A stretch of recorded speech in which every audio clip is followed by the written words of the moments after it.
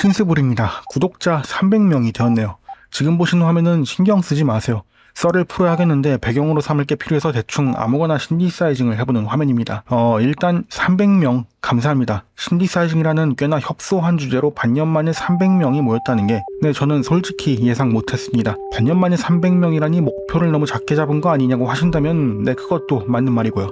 구독자 300명 기념으로 무슨 썰을 풀까 하다가 마침 질문이 있었습니다. 알파소파님께서 질문을 해주셨어요. 어떤 음악에 대해서 신스 소리를 듣거나 혹은 그와 똑같이 혹은 최대한 비슷하게 카피해서 신디사이징을 하고자 할 때 그것을 해내기 위한 실력을 키우는 것은 소리를 듣고 어떤 파형을 골라서 시작해야 할지 어떤 모듈레이터를 걸어야 할지 등등 유추해보고 수없이 시도해보는 것 뿐일까요? 선생님께서는 어떻게 오셨는지 뭔가 팁이나 노하우가 있다면 살짝 공유 부탁드려도 될까요?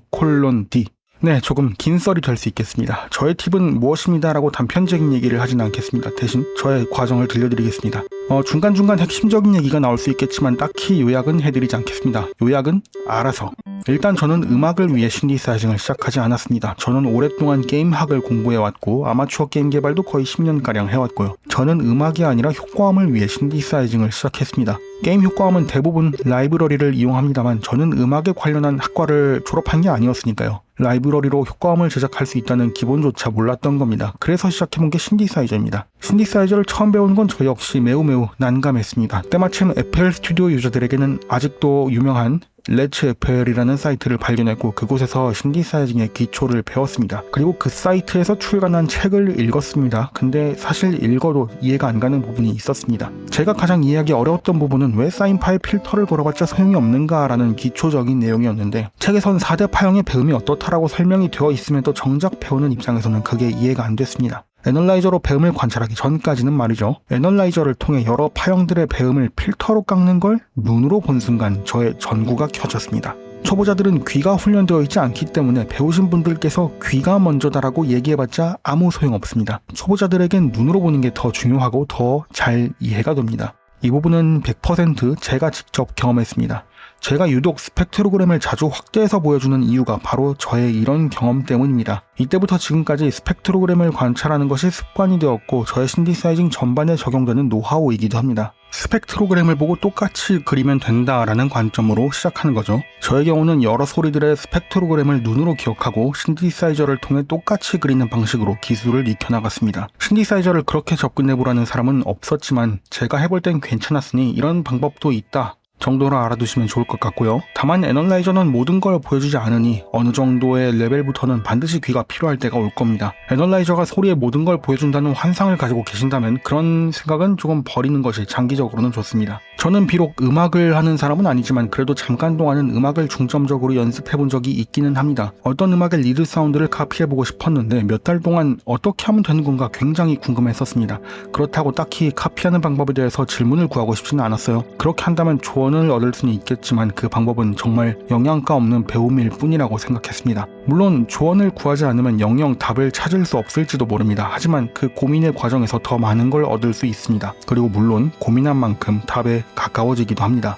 그 리드 사운드에 대해서 고민하다가 몇 개월 지나서는 자연스럽게 잊게 되었습니다. 그 이후에도 공부도 하고 습작도 만들기도 했었는데 어느 순간 그 리드 사운드에 대해서 고민했던 기억이 떠오르더라고요. 근데 몇 개월 전에는 아무리 고민해도 답을 못 찾았던 그 사운드가 다시 해보니까 아주 간단하게 만들어졌습니다. 왜일까요? 그 몇 개월 사이에 쌓인 경험들을 이어붙였더니 자연스럽게 답이 나온 겁니다. 결론은 무언가 만들고픈 사운드가 있는데 잘 안 되었다면 그냥 기억 속에 묻어두라는 겁니다. 그냥 추억 상자 만들고 거기에 넣어두세요. 물론 그렇게 묻어두기 전에는 충분한 고민과 연구가 있어야 합니다. 추억 상자에 그냥 넣어두시면 다시 꺼냈을 때도 가치가 없어요. 그렇게 상자에 잠시 넣어둔 다음에 나중에 다시 꺼내보세요. 그 사이에 시간을 허투루 쓰지 않으셨다면 답은 자연스럽게 알게 되어 있습니다. 비슷한 얘기인데 여기저기 커뮤니티를 보다 보면 아쉬운 질문들을 볼 때가 많습니다.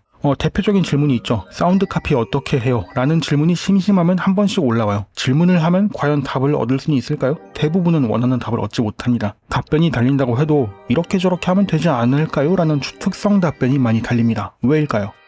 아티스트가 공들여 개발한 그 시그니처 사운드를 한 번에 듣고 정확히 카피할 수 있는 사람은 거의 없습니다. 그리고 아주 만약에 원하는 답변을 얻었더라도 과연 본인은 정확하게 그 방법을 이행할 수 있을까요? 아는 만큼 듣고 수행할 수 있습니다.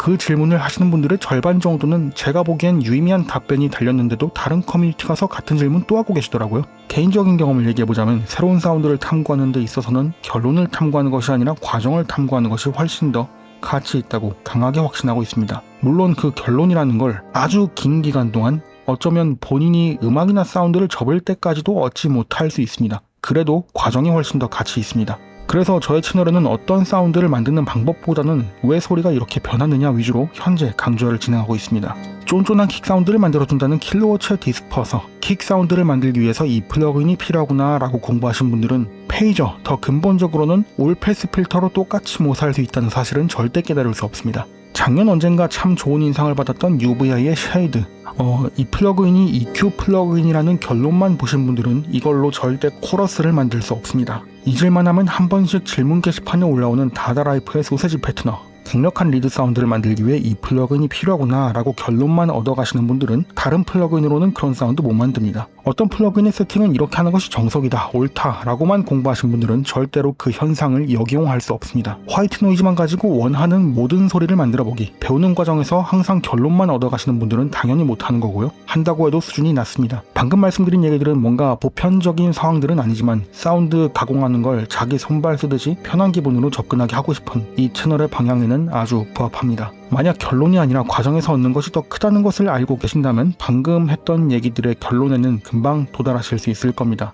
하지만 그 과정은 솔직히 지루할 거예요. 그리고 그런 이유 때문에 신디사이징에 대해서만 얘기하는 채널들이 유독 구독자도 없고 조회수도 안 나옵니다.